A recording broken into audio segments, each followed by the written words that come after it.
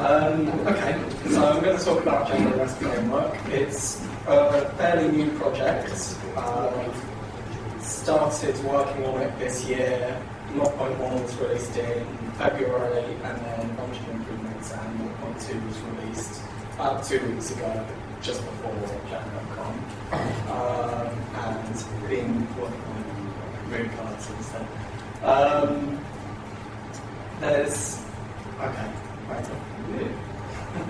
Before we get started, I just wanted to start with this little thing that Roy Fielding said.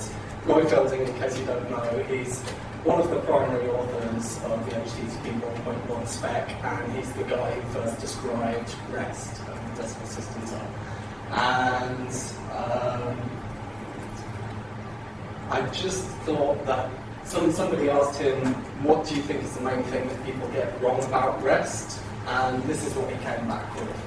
And I think it's kind of pertinent with the framework that I'm going to show you in terms of most of the work that I've been doing on the framework, rather than adding lots and lots of features, has been trying to cut everything down and get something that's as close to Django as possible, and is only adding features to Django, or is only adding functionality where necessary.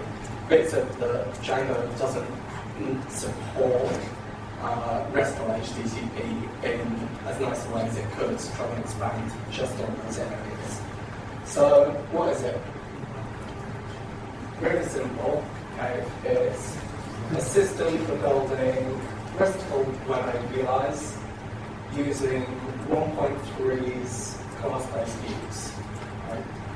It's also got a backport of the class-based views, so it also works with Django 1.2 as well. It was actually released a few weeks before 1.3 came out. And the class-based views is one of the things that makes it a really nice architecture to work with. In terms of what's the really interesting functionality of it is the web browsable APIs that it creates.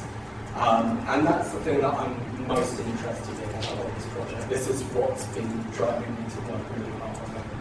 So I'm going to talk a little bit about the motivation before I actually go into the architecture of the framework itself. And I think it's important, right? The one thing that I'd like you all to take home from this talk is not necessarily, right, I'm definitely going to use this framework, this is the only one to use, but browsable APIs work a hell of a lot better, like it's important. Okay, so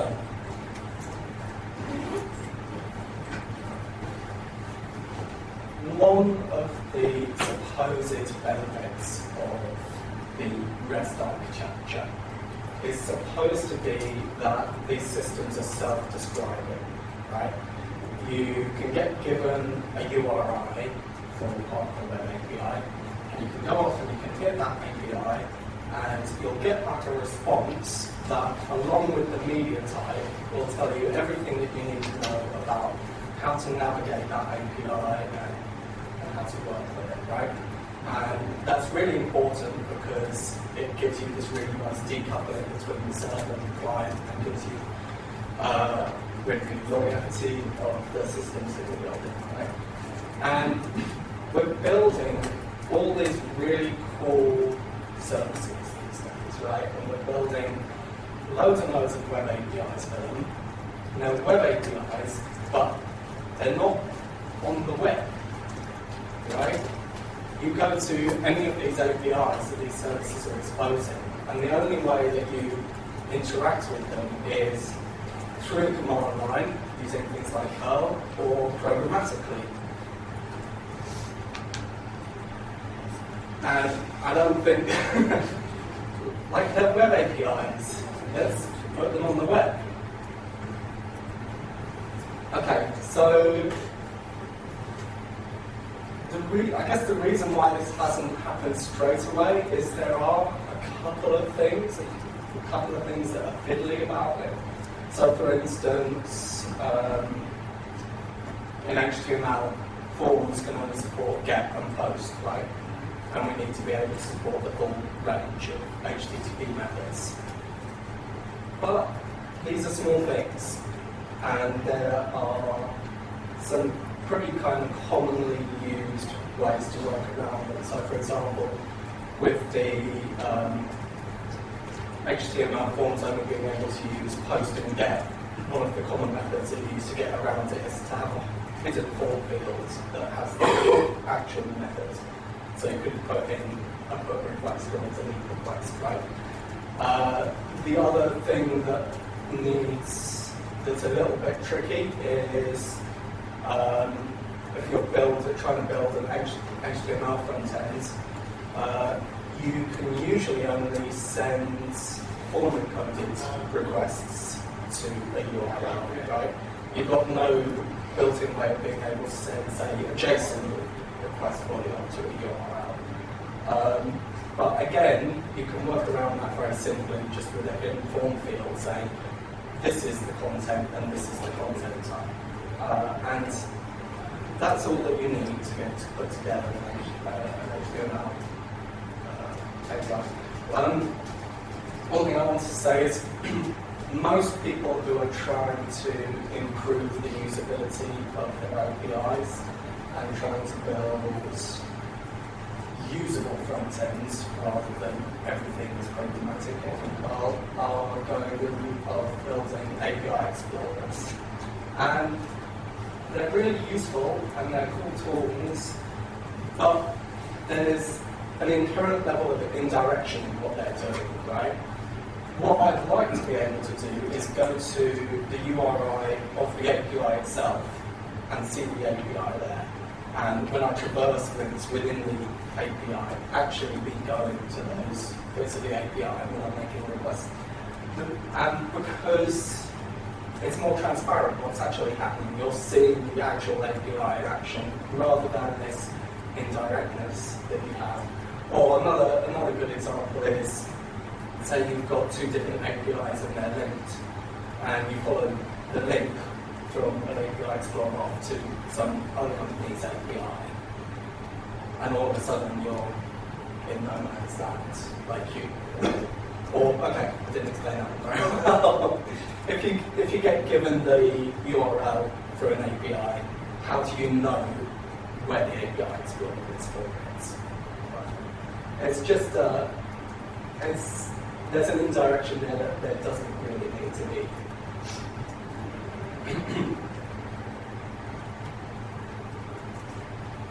So,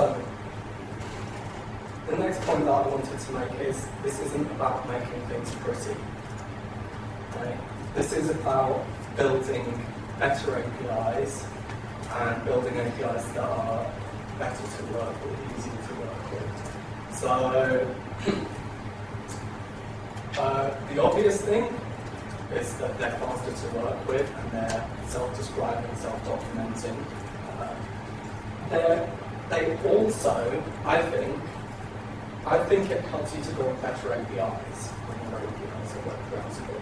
The reason being is it's immediately obvious when you're doing things in a non-webby way, right? So, for example, one of the tenets of RESTful systems, is that these systems should be well connected, right? Which means that the client can just get a starting URI, and it never needs to construct any URI in the system itself. All it needs to do is follow links within the API and post or put content up to the API and get redirected back to new URIs. And when you're working with a browsable API, you can see when that's not the case, because you know inherently if you're going up to the location bar and having to type in the URI itself to get there, you can see, okay, this is kind of broken because the API should be able to, the client should be able to figure this out itself without this human interaction or needing to look at the API documents, figure out what the URL should look like, and manually go there. Cool. Okay. So that's enough of my spiel. it'll be a little bit more apparent when I show you what it actually looks like. Why I think it's really important to walk into that.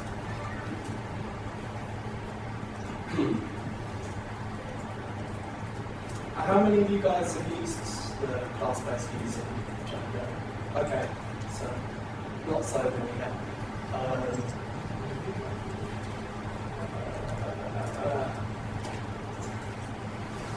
So, yeah, like I say, with the architecture, one of the things I'm trying to do is keep everything very, very simple and stick with the Django idioms as much as possible. So I'm trying to reuse as much of Django that is there as possible. And the existing frameworks that are out there have all got their own implementations of class-based views. Django 1.3 has now kind of got class-based views, so there's kind of the right way to do things now. So, right, you can see with the class-based views, this is what the kind of traditional Django view style looks like, and here's what the class-based view style looks like. Nothing super exciting about that in and of itself, but what makes working with class-based views really nice is the fact that because they're encapsulated in classes, you can use all sorts of composition to build up behavior on views, or have views that are kind of the base view and separate out the individual bits of behavior, right? Django REST framework is built using the Django views, and then on top of that, like these 4 simple mixing classes to handle the different things. And the intention is that each of these mixing classes should be really decoupled from all of the others, right? So you should either be able to use this framework by using the default view as a whole, or you can just pick out the bits of mixing that you need and just use those individually. And that's one of the things that I think gives it, if you need to poke around under the hood, gives it a really nice architecture, because you can just pull out any of the bits that you do. So, the request parsing, right?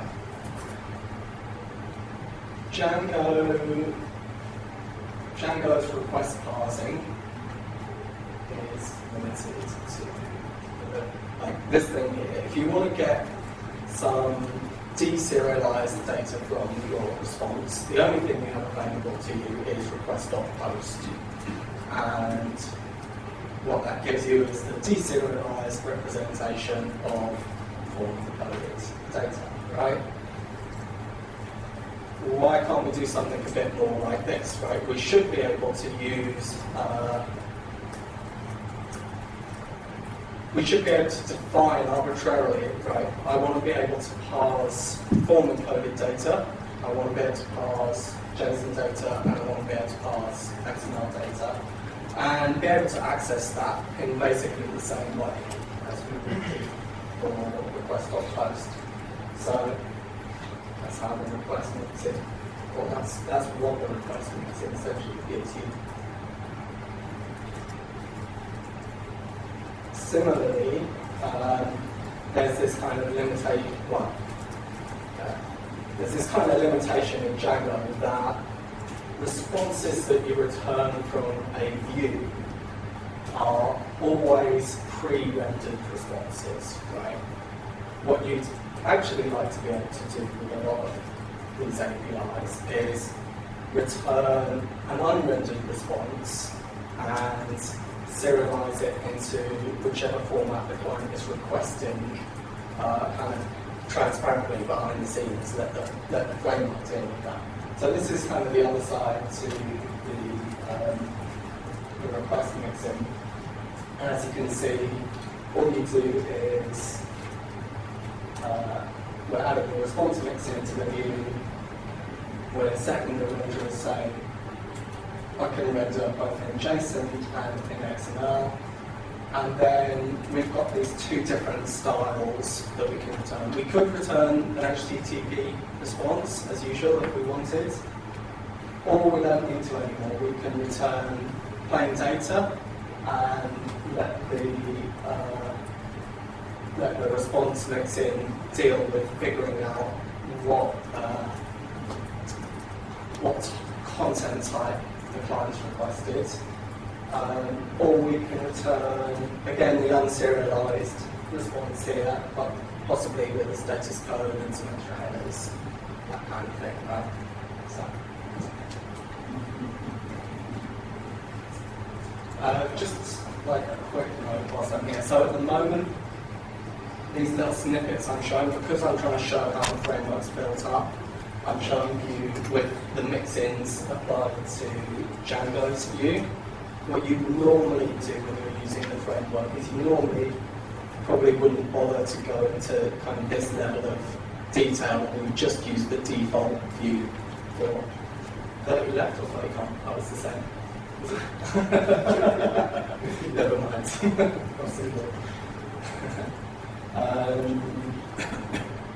Yeah, so what you'd normally be doing is just importing from Django REST framework.views, import view, and just use the Django REST framework view there, and you can typically use a lot of the defaults there. You don't need to explicitly specify the renderers if you just want to use all the defaults that comes with.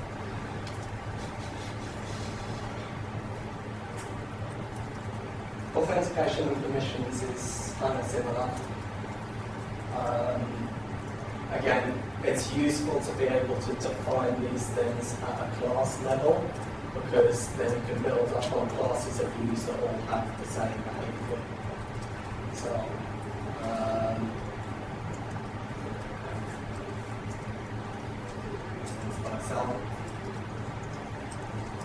and then the serialization. So when I talk about serialization here, I mean something slightly different from the data gets rendered into a response. What I'm talking about in serialization here is how do you go from complex objects, such as model instances in Django, to primitive data types that can then be rendered by the response renderers. And at the moment in Django, the serialization module is really limited. You can serialize query sets, and you can serialize query sets into YAML or XML or JSON.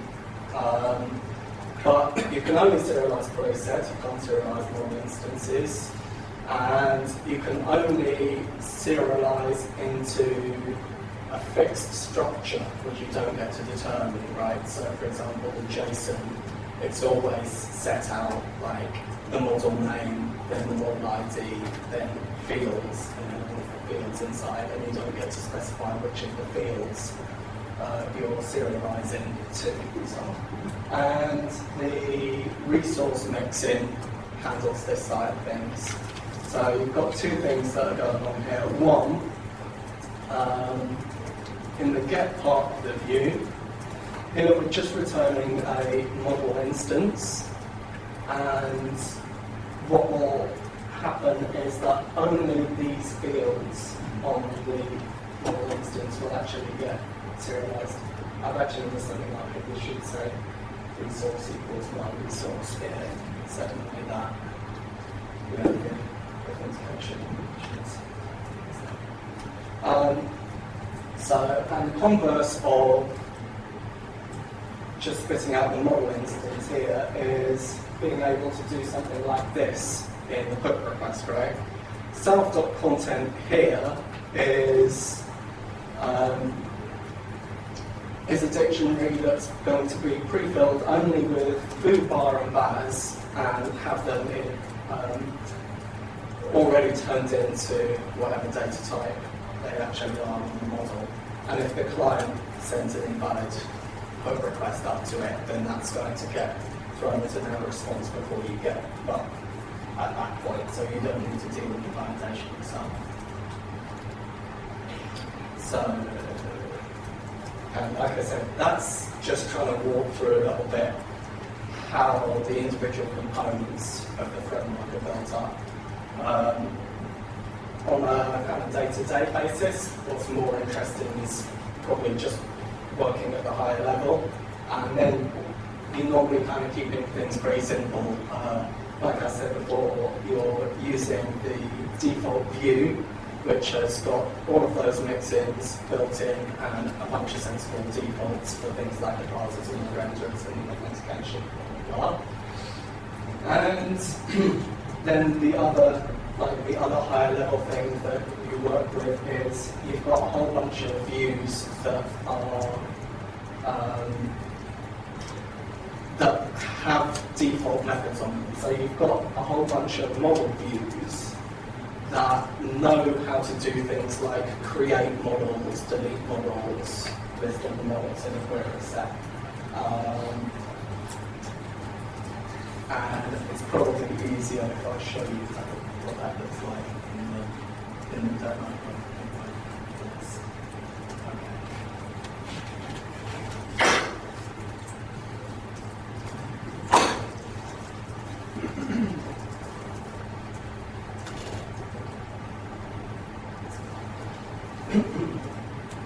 So I'm going to start with something quite simple and just work with irregular view, and then I'll move on to what model views look like and how they're hard to work with. And it'll probably be a lot easier to see what this means when I'm going through this than on my hand waving up to the has-been. Okay, so here's a skeleton project that I've created, and the only things that I've done to it so far, I've added Django REST framework and installed that. And here's the URLs that we've got, right? So, single URL on the root of the API, which is just, this is the style that you use for class-based views to actually turn them into a view in the URL context, the .as view. And here's the view that we've got. So,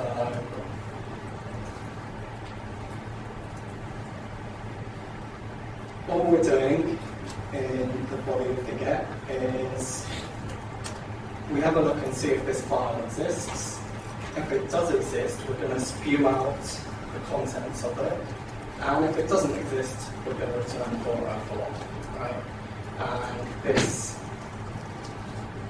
NBI-ish is just, all it's supposed to do is to store arbitrary data, and at the moment all you can do is read them. So,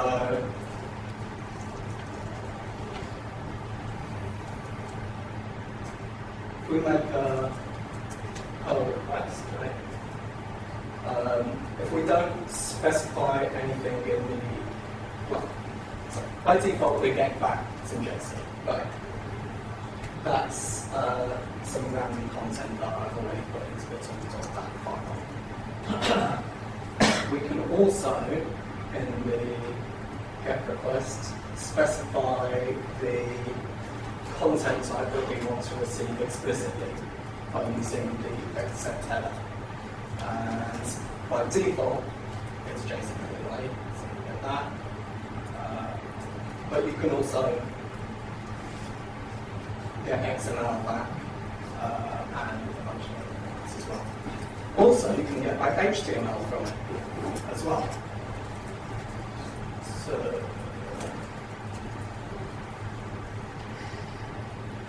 if you go to exactly the same URL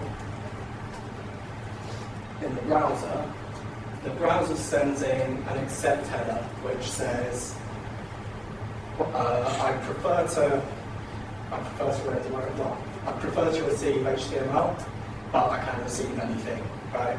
And the framework sees that and goes directly into HTML, rather than JSON or whatever. So, what have we got at the moment? It's picked out the name of the view here to use as the description and the doc string as well. It's throwing you back a little bit of information about the headers and the response status. And it's throwing you back also its default rendering of the response if you hadn't specified HTML with some nice indentation. And it's also giving us here at the bottom all of the different formats that it can plug into, right? So here's XML, yeah. There's that. And there's JSON there. Blah, blah, blah.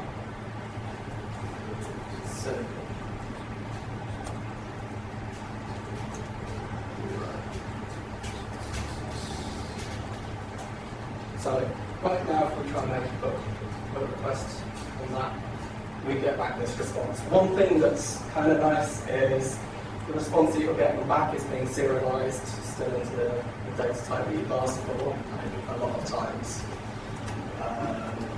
APIs tend to do that quite often. So throw in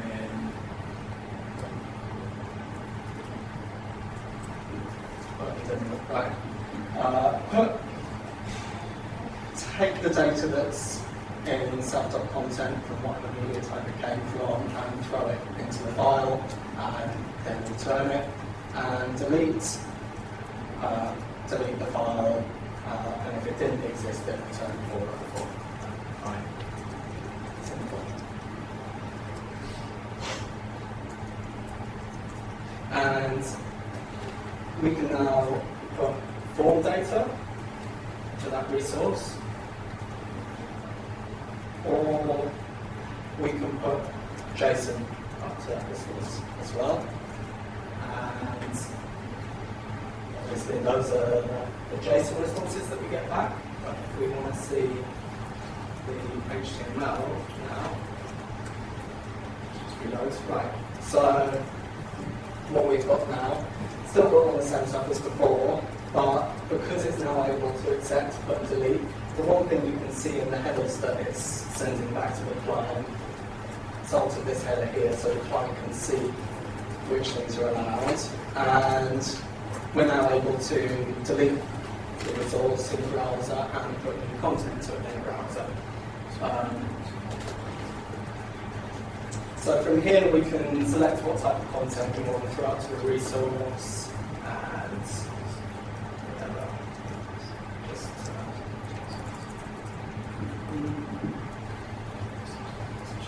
say those same.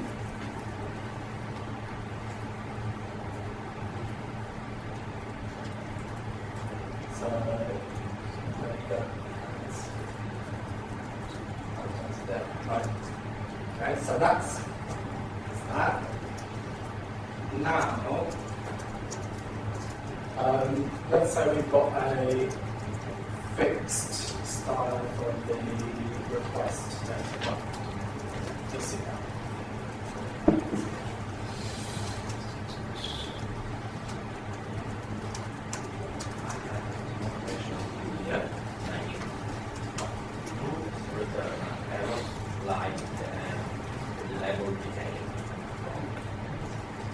Yeah, from the application point of view, the date may be one of the attributes of the object. So, if by chance your model has detected something passing automatically, with mistake, an error, or something we don't use. It's totally arbitrary that I'm using that in the examples. It's no, just my question was,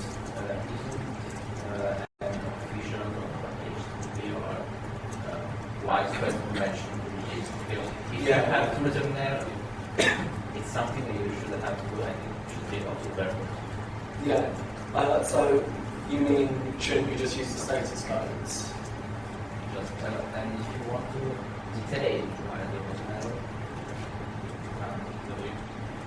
state errors are just number. I'll show you. I'll be able to show you a better example in just a second, actually. So, let's say we want to only store a particular type of data in this API.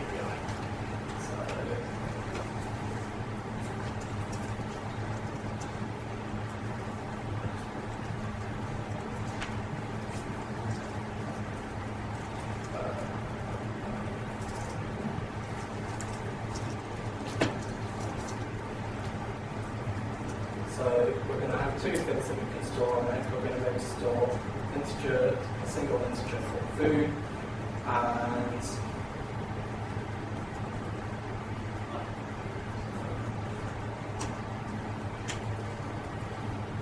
a string called bar.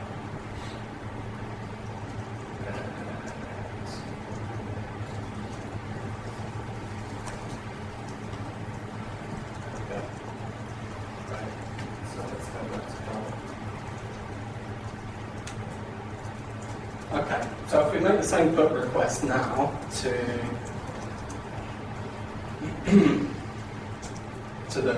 the view with this form applied, it will send us back this error response.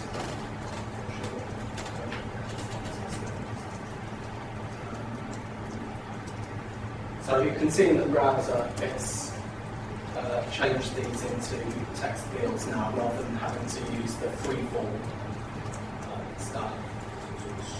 And say we make a bad request on that, right? So this is what you're getting back before the bad request. And does that answer the question a little bit better? Because, for example, I mean, you know, there you're definitely getting back usable information because it's, yeah, which fields you need to put in.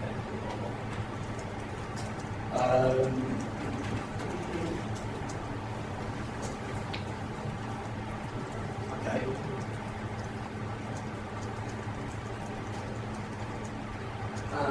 So that's how you use forms with it. I'll show you also briefly how you can use some fine grained permission stuff.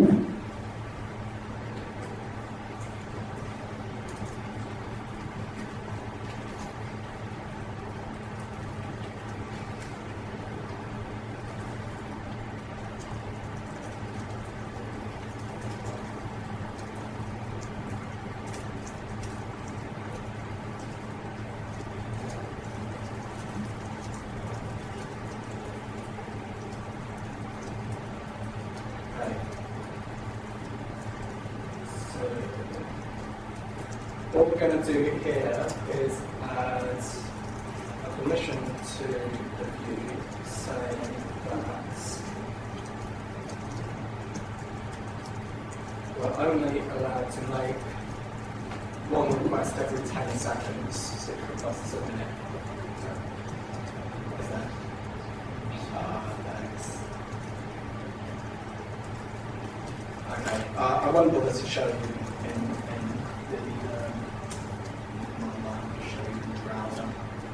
And here you can see it's added an extra header to the response to give the client a bit of information about ideally when it should make its next request to stay within throttle bounds. And if I make lots of requests very quickly, then eventually I'll get back this 5 minutes or so and adding in extra permissions on top of the views as we go with easy right now. And defining your own kind of custom permissions and so on as well is really easy. I'll show you very quickly what.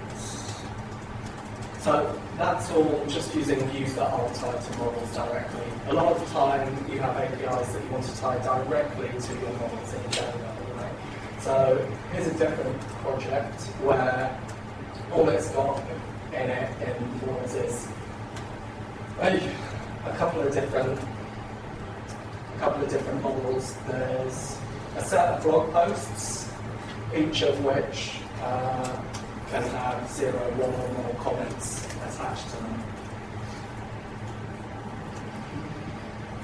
And what we do is we define a resource that corresponds to each of those models.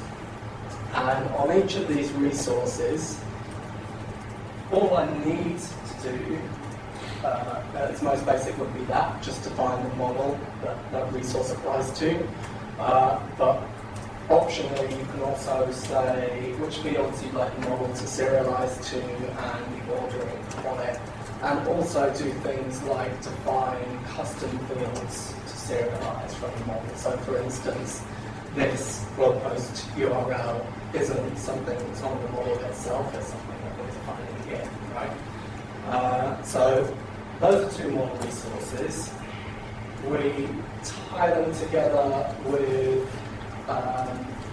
some predefined views. So we're not writing any view handler code here. We're not writing anything that gets built or anything. We've got our base API has the list or create blog posts.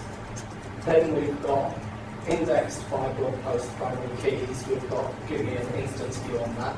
Then we've got list or create the comments for a given blog post, and then we've got see the individual comments. And that ends up rendering something like, well, exactly. So all the blog posts are listed here. We can descend into one of the blog posts and just get back its representation. We can update it here. We can go and see all of the comments that are associated with this blog post. Sorry, it's kind of jumping. You can see it's also like doing this nifty figuring out of the breadcrumbs to use here. And yeah, just links everything together for you without you having to write very much code at all. The doc string stuff here, that can have markdown in it as well, so if you want to have some really user-friendly documentation of how the API works, you can do that in there. And there's also a whole bunch of examples that come with the framework already that you can just run out of the box to just mess around with. And there's also there's a sandbox online where all of these examples are up already. You can just run requests at it just to figure out how it works.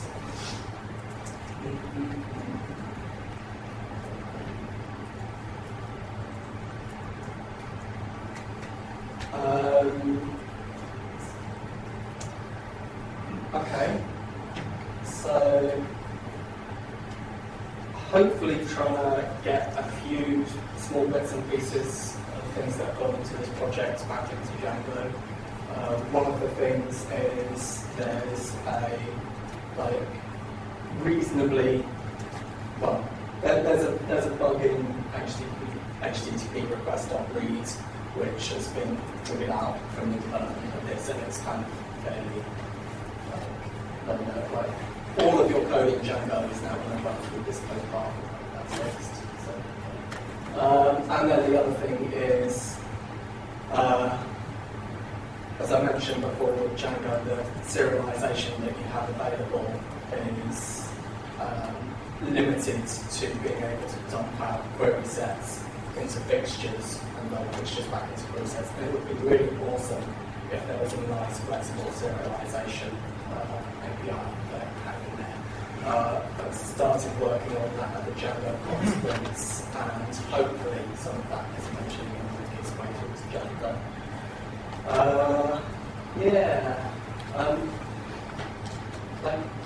Let's make our APIs better. This is important stuff, I think. And to me, having web browsable APIs, it's the difference between not having Django as admin and only having databases available to you and always having to work at that kind of level. It really makes a huge difference to usability and just to how much information does somebody need to know in order to get started with developing for your API. And I would totally love it if anybody was interested, either in this or in trying to get the customizable serialization into Django as well. Anna over here is also going to be helping out with that. And the main problem with getting it in at the moment is likely just to be time. So anybody contribute to that would be awesome. And if you wanted to contribute to the REST framework itself, that would be super cool. Because it's still young, there's still some really, really cool stuff to do. Yeah, I won't go into that too much detail at the moment. Yeah, that's it. I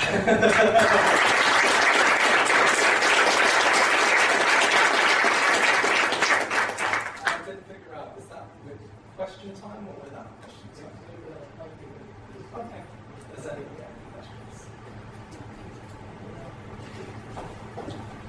In RESTful APIs, there's a common pattern where you have a collection resource and a detailed resource. And then when typically you post, to create new resources, you post the collection, or to modify the resource, you put to the individual resource. But there's a lot of commonality between put and post. And somehow, from what I saw, you have two different class-based views, one for the collection resource, one for the detailed resource. How do you solve and reuse the common parts between what's shared in both? So, let's see if I can.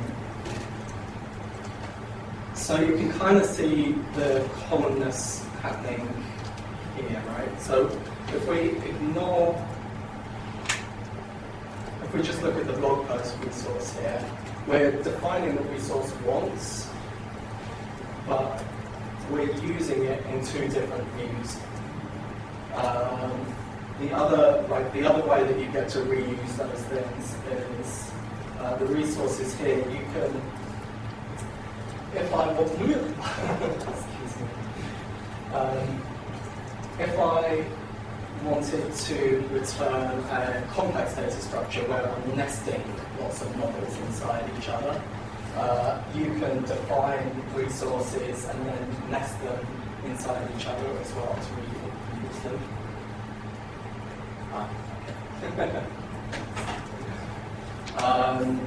But yeah, basically define the resource once, use it in multiple views, I think is the answer.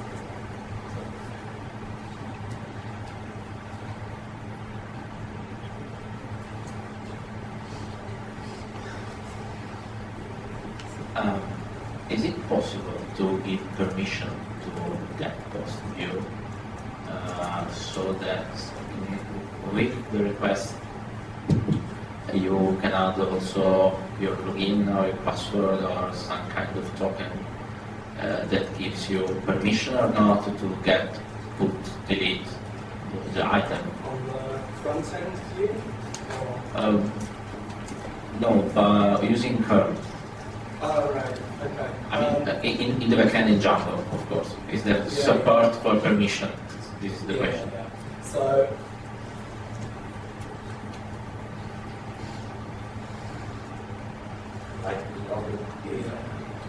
So I didn't actually show any examples that use that, just because it's easier not to have all of the authentication stuff online. But if you were accessing this kind of view, then yeah, it's SQL Digest using Perl.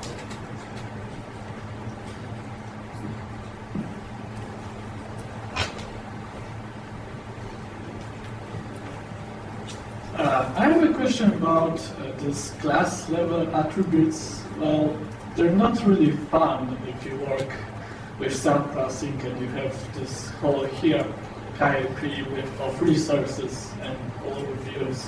So why did you choose that way of defining? Django is trying to get away from that rather than introducing new class level attributes on views. Do you mean like permission, authentication? If you want to add more permissions, you have to either name it all in the subclass or explicitly reference the base class with all these permissions. So what does Django do differently, or what? Well, basically there are function method hooks for all those class level attributes, so you can write custom code for them. Okay, yeah. So there are all the hooks as well. Okay. So if you need to be able to do kind of more advanced behavior, then try to make sure that all of those hooks are in there, and then just for the default behavior, or just for the simpler cases where you don't need to be able to do that, then you can just use the attributes. But yeah, that's actually, and I kind of didn't really realise when I first started working on the framework that level of, okay, well, people are going to be using this in all sorts of ways that I didn't expect them to, so you need to basically add hooks at every available opportunity, and yeah, I'm trying to do that as much as possible.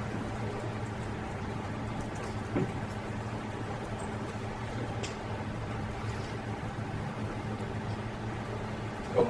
Thanks for your time, people.